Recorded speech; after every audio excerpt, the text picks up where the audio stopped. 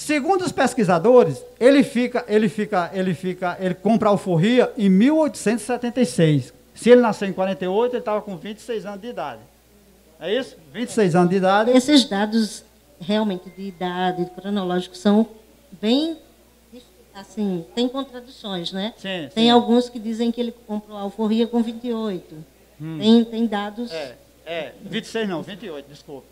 Porque em 78 ele completaria 100 anos, né? Ou 30 anos. Por conta dessa divergência, né, que uns achavam que tinha sido em 48, outros em 44 e outros em 50, e o próprio Câmara Cascudo também entra nessa, não vou nem dizer contradição, mas talvez por um engano, não sei, cita essas três datas. Então, por isso que também que lá na frente há essa divergência de idade, né, entre 26 ou 28. Sim. Mas foi em torno de 1876 que ele comprou a alforria de Antônia, que era mãe e era escrava também do Miguel Ferreira da Rocha, e a gente não sabe o grau de parentesco da Joaquina, se era sobrinha ou não. Então, Joaquina foi o nome da futura companheira dele. E no dia 17 de novembro de 1881, ele se casa lá na capela do Cotovelo. Lembrando quais são as capelas mais antigas daqui da região. Da Belo Monte, Riachuelo, nosso amigo Rosengi Pequeno, a Belo Monte. A de Cotovelo, que fica em Barcelona, próximo do limite com São Tomé, mas fica no território de Barcelona, né? A daqui do Juremal, que inclusive o Francisco, filho de José Ferreira, casa com a irmã de Bento Urbano, a veneranda, em 1910. Na capela do Juremal, que era do outro lado do rio, não é isso? Do outro lado do rio, que era território de São Gonçalo do Amaranto. Para cá era Macaíba. É isso? Então eram as capelas mais importantes. E Fabião se casa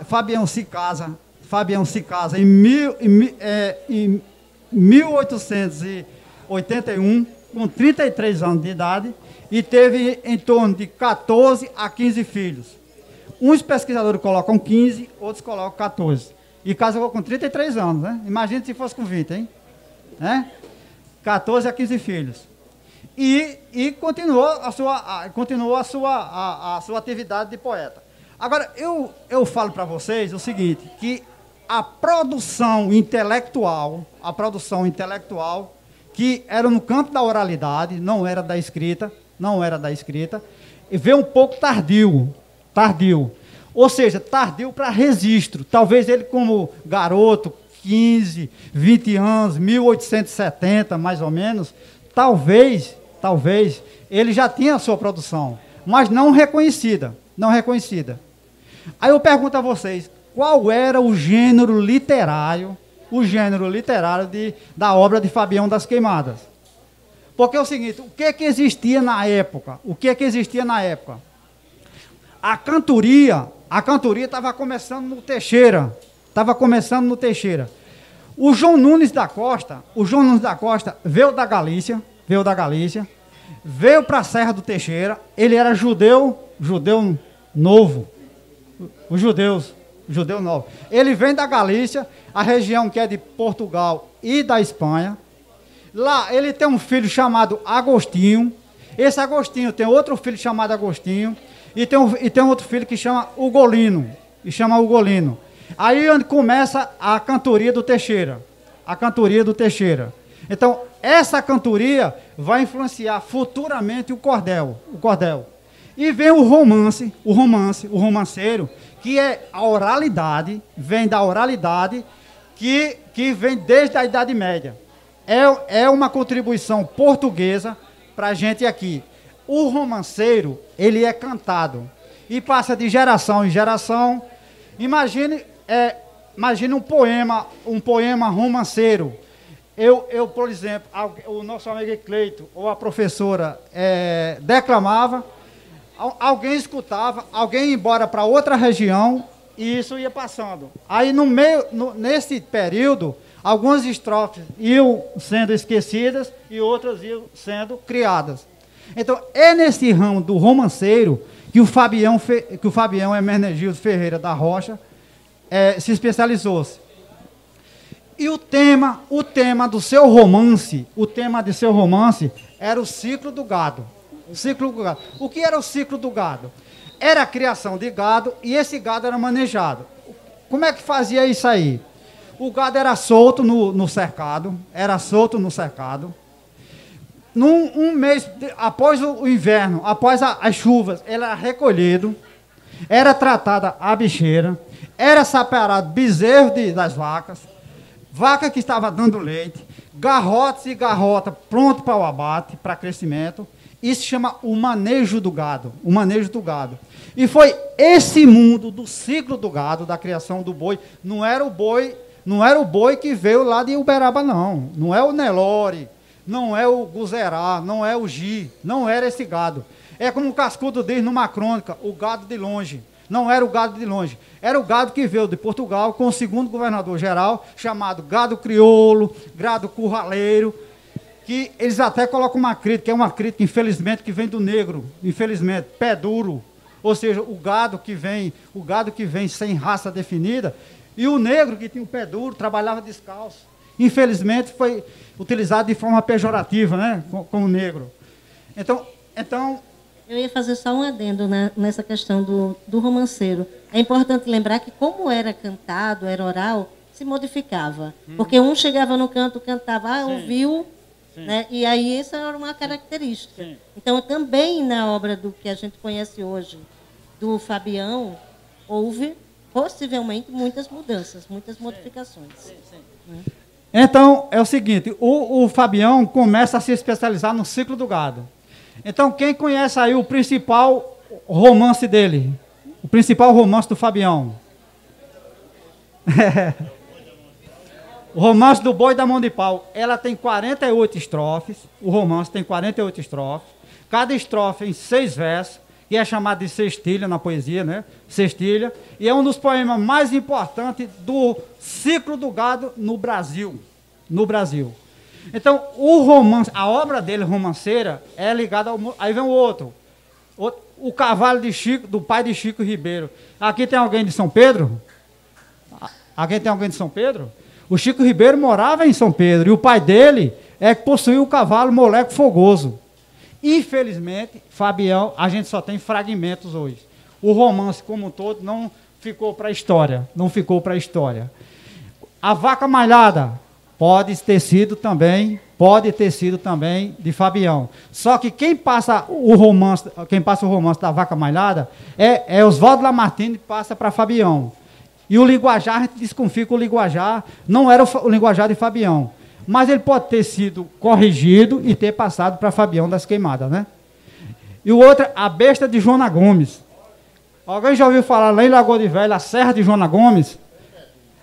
Ela foi uma sesmeira.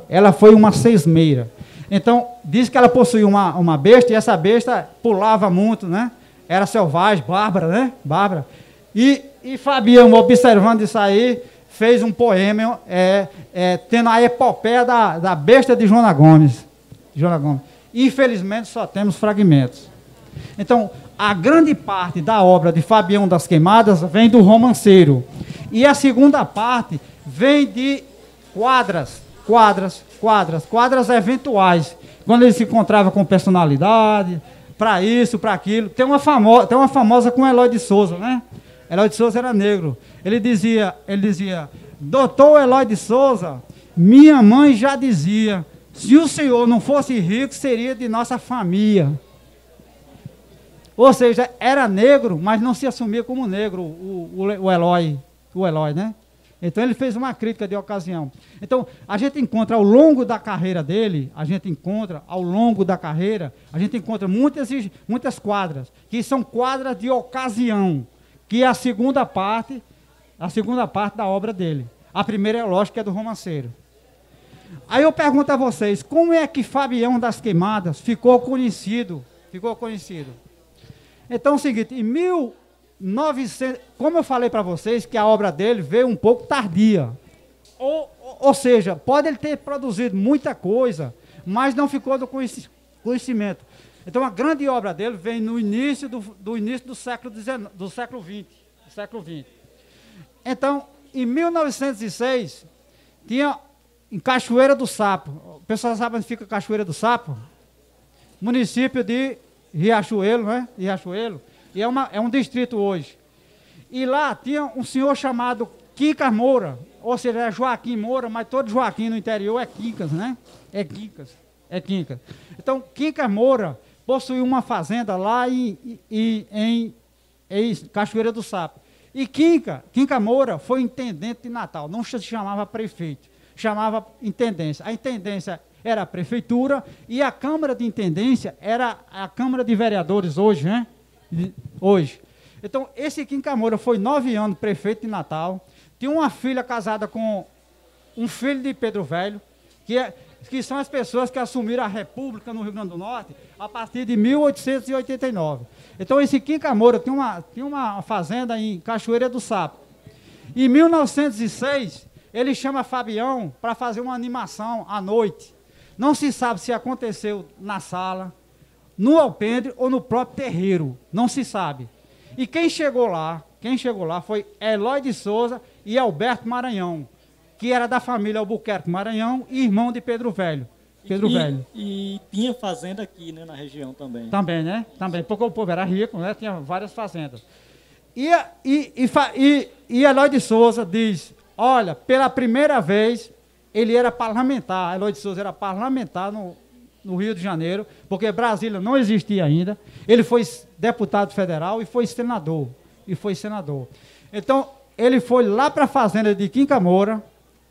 A janta da noite, ele disse que após comer uma coalhada com rapadura, teve a cantoria Manuel Tavares e Fabião das Queimadas, que teve um início de um repente. Agora eu quero abrir um parênteses aqui e dizer a vocês o seguinte, que Fabião das Queimadas não era repentista. Fabião da Queimada era declamar, não concorrer com alguém.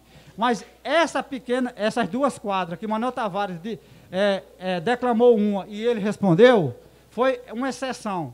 Agora, Eloy de Souza e Câmara Cascudo queriam, por fim na força, que Fabião fosse um repentista. E ele não era. Ele era um romanceiro.